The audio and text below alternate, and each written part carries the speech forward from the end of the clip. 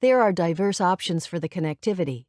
This slide will show you the major IoT protocols that the developers offer you. One of the most broadly used wireless technologies of the short range is Bluetooth. You can quickly get Bluetooth apps that offer you wearable technology for pairing up with the smart gadgets. The recently introduced Bluetooth protocol among the IoT protocols is BLE, or Bluetooth Low Energy Protocol. It will afford the range of conventional Bluetooth combined with lower power consumption supremacy. You have to remember that BLE is not designed for transferring large files and will go perfectly with the small portions of data. This is the reason for Bluetooth leading the Internet of Things protocols of this century. Bluetooth introduced the latest version of Bluetooth technology, version 5.2. Version 5.2 offers new benefits for the next generation of wireless devices and audio technologies. Another common protocol is Wi-Fi. So, creating a Wi-Fi network requires devices that can send wireless signals, which means devices such as telephones, computers, or routers, to name a few. At home, a router is used to transfer the internet connection from a public network to a private home or office network. Another way to use Wi-Fi is to create a Wi-Fi hotspot, i.e., telephones or computers may share a wireless or wired internet connection with other devices by broadcasting a signal. The widespread Wi-Fi standard 802.11 presents you the ability to transfer hundreds of megabits in only 1 second. This means it will play a role in most IoT environments, alone or interworking with more specialized protocols or with cellular.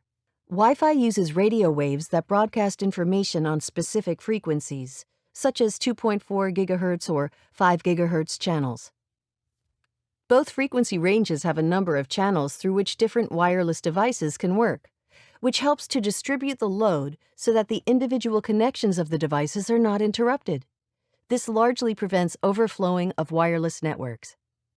Wi-Fi for IoT integration is the preferred choice for many electronics designers because of the infrastructure it carries. It has fast data transfer speeds and the ability to control large amounts of data. A range of 100 meters is the typical range of a standard Wi-Fi connection. The most common range, however, is limited to 10 to 35 meters. Another protocol is Zigbee. Among the Internet of Things protocols, Zigbee is designed more for the industrials and less for the consumers. It usually operates at a frequency of 2.4 GHz. This is ideal for the industrial sites where data is generally transferred over small rates amongst home or a building. Zigbee-based networks are characterized by low power consumption, low throughputs, up to 250 kilobits per second, and connectivity range of 100 meters between nodes. The Zigbee standard is relatively straightforward. It is resistant to communication errors and unauthorized reading.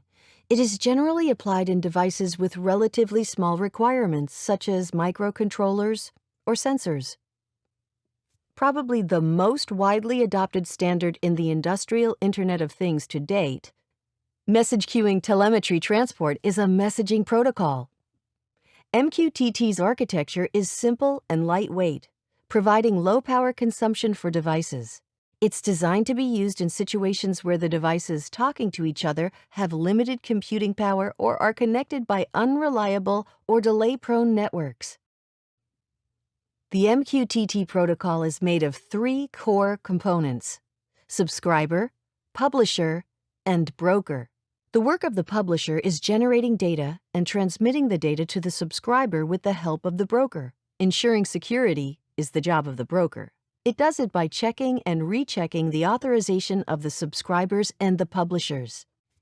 As an example, consider an emitter with a temperature sensor.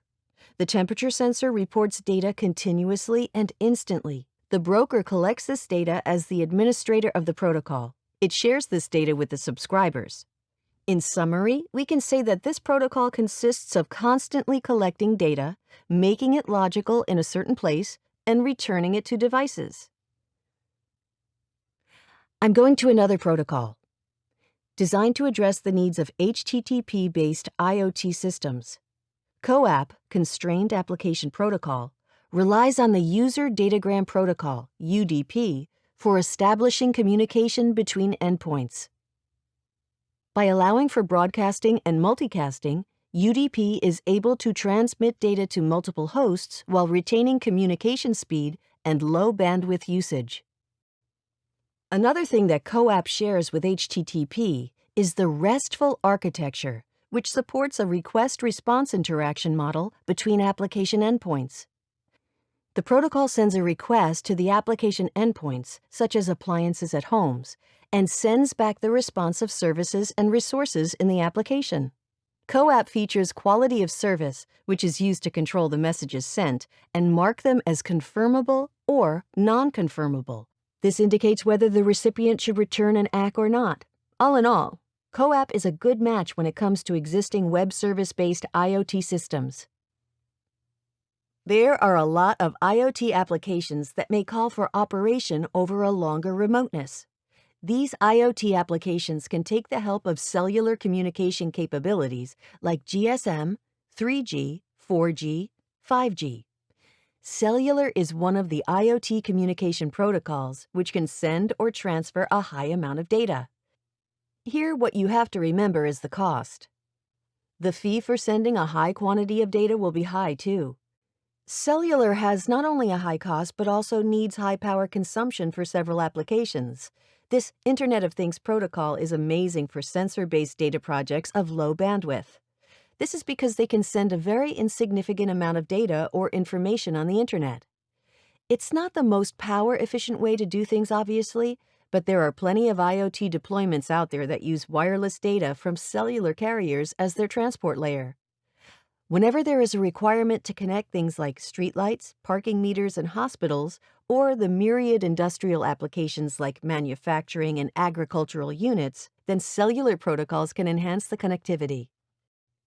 5G represents a fundamental change in the mobile ecosystem, unleashing a powerful combination of extraordinary speed, expanded bandwidth, low latency, and increased power efficiency that is driving billions more connections in the next 5 years and changing our world. The first iteration of wireless technology, 1G, cut the cord for voice calls, ushering in a new age of mobility.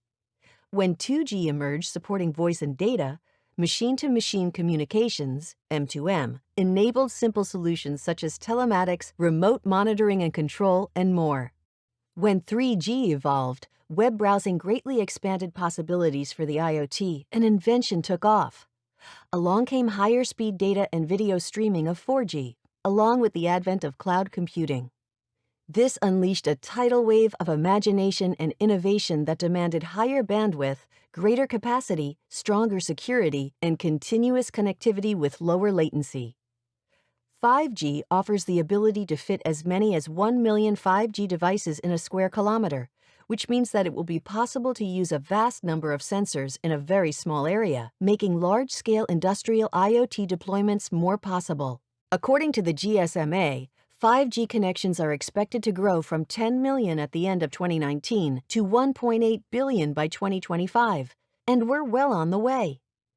In June 2020, the Global Mobile Suppliers Association, GSA, identified 81 mobile network operators, MNOs, in 42 countries who had launched 5G commercial services, and more than 385 MNOs in 125 countries were investing in 5G development.